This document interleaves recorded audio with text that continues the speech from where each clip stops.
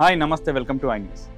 ఒక్కసారి ఆలోచించండి, ఉదయం స్కూల్కి వెళ్ళే మీ పిల్లవాడు టిఫిన్ బాక్స్లో ఇంట్లో చేసిన ఆహారం తీసుకెళ్తున్నాడా, లేక స్కూల్ క్యాంటీన్లో burger, pizza, chips, cool drinks తింటున్నాడా? పిల్లలు సంతోషంగా తింటున్నారని మనం అనుకుంటాం, కానీ అదే ఆహారం నెమ్మదిగా వారి శరీరాన్ని, భవిష్యత్తును దెబ్బతీస్తోందని వైద్యులు హెచ్చరిస్తున్నారు. ఈ నేపథ్యంలో శ్రీలంక ప్రభుత్వం సంచలన నిర్ణయం తీసుకుంది. దేశవ్యాప్తంగా స్కూళ్లలో జంక్ ఫుడ్పై నిషేధం విధించింది. అసలు జంక్ ఫుడ్ అంటే ఏంటి, అది ఎందుకు ప్రమాదకరం, భారత్లో పరిస్థితి ఎలా ఉంది, తల్లిదండ్రులు ఏం చేయాలి, ఇప్పుడు వివరంగా తెలుసుకుందాం. శ్రీలంకలోని అన్ని పాఠశాలల్లో చక్కెర, ఉప్పు, కొవ్వు ఎక్కువగా ఉండే ఆహార పదార్థాల విక్రయాన్ని ప్రభుత్వం నిషేధించింది. బర్గర్లు, పిజ్జాలు, hot dogs, donuts, chips, cool drinks ఇవి మాత్రమే కాదు, కొన్ని రకాల సాస్లు కూడా నిషేధిత జాబితాలో చేర్చారు.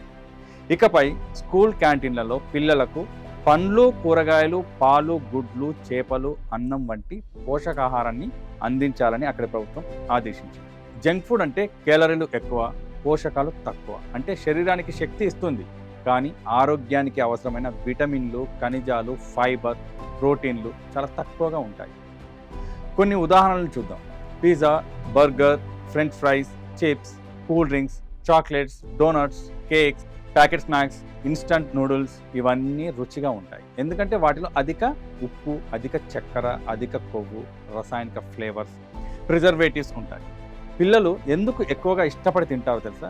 మన నాలుకకు తీపి, ఉప్పు, కొవ్వు ఎక్కువగా ఉన్న పదార్థాలు చాలా త్వరగా నచ్చుతాయి. అందుకే ఒక యాపిల్ కంటే చాక్లెట్ ఆకర్షిస్తుంది, ఇంట్లో చేసిన ఉప్మా కంటే పిజ్జా బాగుంటుంది, పాల కంటే కూల్ డ్రింక్ నచ్చుతుంది. ఆహార కంపెనీలు కూడా ఇదే బలహీనతను ఉపయోగించుకుంటాయి. రంగురంగుల ప్యాకెట్లు, కార్టూన్ క్యారెక్టర్లు, టీవీ ప్రకటనలు పిల్లలను ఆకర్షించేలా రూపొందిస్తాయి. జంక్ ఫుడ్ వల్ల జరిగే నష్టం చాలామంది అనుకుంటారు, పిల్లలు కదా ఇప్పుడే తింటే ఏమవుతుంది, కానీ అసలు ప్రమాదం అక్కడే ఉంది. అధిక క్యాలరీలు శరీరంలో కొవ్వుగా నిల్వ అవుతాయి, దీంతో పిల్లలు చిన్న వయసులోనే లావుగా మారుతున్నారు. అలాగే ఒక కూల్ డ్రింక్లోనే చాలాసార్లు 8 నుంచి 10 చెంచాల చక్కెర ఉంటుంది. రోజు అలాంటి పదార్థాలు తింటే రక్తంలో చక్కెర స్థాయిలు పెరుగుతాయి. ఇప్పుడు 12 నుంచి 15 ఏళ్ల పిల్లల్లో కూడా టైప్ 2 డయాబెటీస్ కనిపిస్తుంది. గుండె జబ్బులు చిన్నప్పటి నుంచే అధిక కొవ్వు ఆహారం తీసుకోవడం వల్ల రక్తనాళాల్లో కొవ్వు పెరిగిపోతుంది. దాని ప్రభావం పెద్దయ్యాక గుండె జబ్బుల రూపంలో కనిపిస్తుంది. అలాగే అధిక చక్కెర ఉన్న ఆహారం తిన్న తర్వాత పిల్లలు కొంతసేపు ఉత్సాహంగా ఉంటారు, తర్వాత అలసట వస్తుంది. దీంతో చదువుపై ఏకాగ్రత తగ్గుతుంది.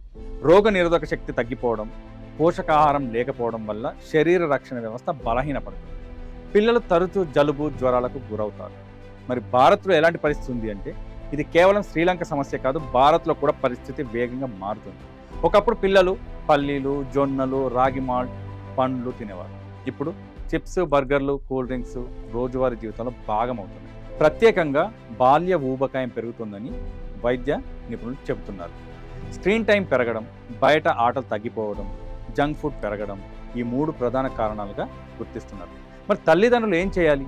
పిల్లలకు ఇది తినొద్దు అని చెప్పడం మాత్రమే కాదు, ముందుగా పెద్దలు మారాలి. ఇంట్లో రోజు ఒక పండు ఇవ్వండి, కూల్ డ్రింక్స్ బదులుగా పాలు, మజ్జిగ ఇవ్వండి, ప్యాకెట్ స్నాక్స్ తగ్గించండి, కుటుంబం అంతా కలిసి భోజనం చేయండి, వారానికి ఒకరోజు మాత్రమే ఫాస్ట్ ఫుడ్కి పరిమితం చేయండి, పిల్లలను బయట ఆటలకు ప్రోత్సహించండి. పిల్లలకు మనం ఇస్తున్నది కేవలం ఆహారం కాదు, వారి భవిష్యత్తు. ఈరోజు మనం ఇచ్చే ఒక బర్గర్, ఒక కూల్ డ్రింక్, ఒక చిప్స్ ప్యాకెట్ వారికి తాత్కాలిక ఆనందం ఇవ్వచ్చు, కానీ మంచి ఆహారపు అలవాట్లు మాత్రం జీవితాంతం ఆరోగ్యాన్ని ఇస్తాయి. శ్రీలంక తీసుకున్న ఈ నిర్ణయం ఇప్పుడు ప్రపంచవ్యాప్తంగా చర్చనీయాంశం అవుతుంది. మరి భారత్లో కూడా స్కూళ్లలో జంక్ ఫుడ్పై పూర్తి నిషేధం అవసరం ఉందా? కామెంట్ చేయండి, సబ్స్క్రైబ్ చేయండి, షేర్ చేయండి. Thank you.